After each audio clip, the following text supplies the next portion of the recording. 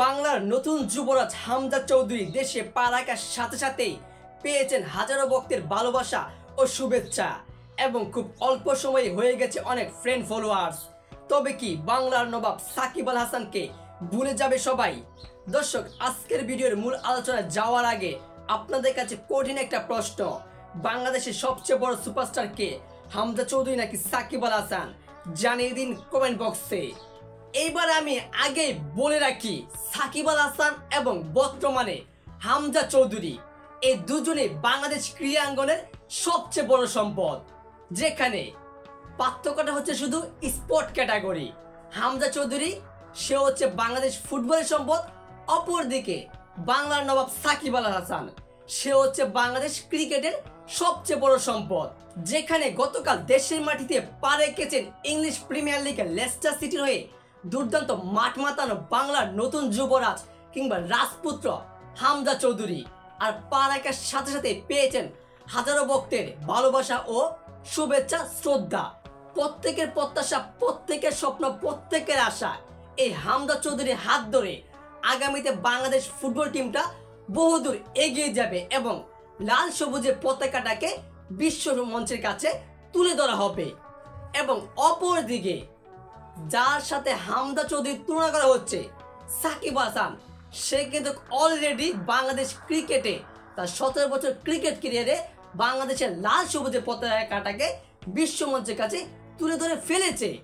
এবং সেই মানুষটা বাংলাদেশ ক্রিকেটের একটা সময় বলা হতো জান প্রাণ, বাংলার পোস্টার বয়, বাংলার নবাব, বাংলাদেশ ক্রিকেটের সব, বাংলাদেশ ক্রিকেটের যুবরাজ এই সাকিব আল হাসান। এখন সেই সাকিব আল হাসানের সঙ্গে নাকি হামজা চৌধুরীর তুলনা করা হচ্ছে।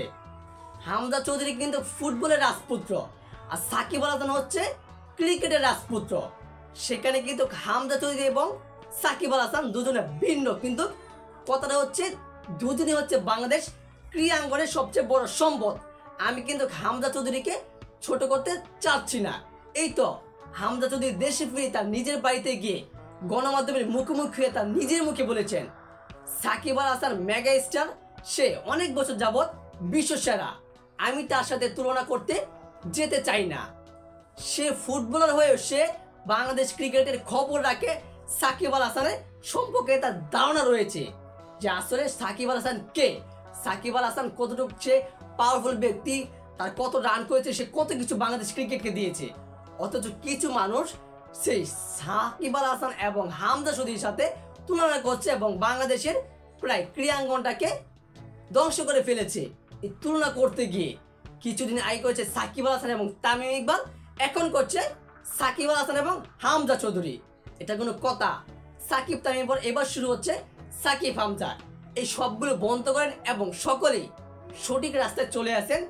সকলেই হচ্ছে যে প্রত্যেকটা ক্রিকেটার, প্রত্যেকটা ফুটবলার, প্রত্যেকটা খেলোয়াড় বাংলাদেশ ক্রিকেটের সম্পদ এবং বাংলাদেশ ক্রিকেটে, বাংলাদেশ ফুটবলে, বাংলাদেশ ক্রীড়াঙ্গনে তারা অনেক কিছু দিয়ে যাবে। এটা আমাদের প্রত্যাশা, এটা আমাদের আশা, এটা আমাদের ভরসা।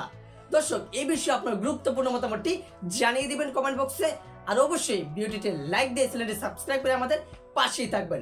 ধন্যবাদ।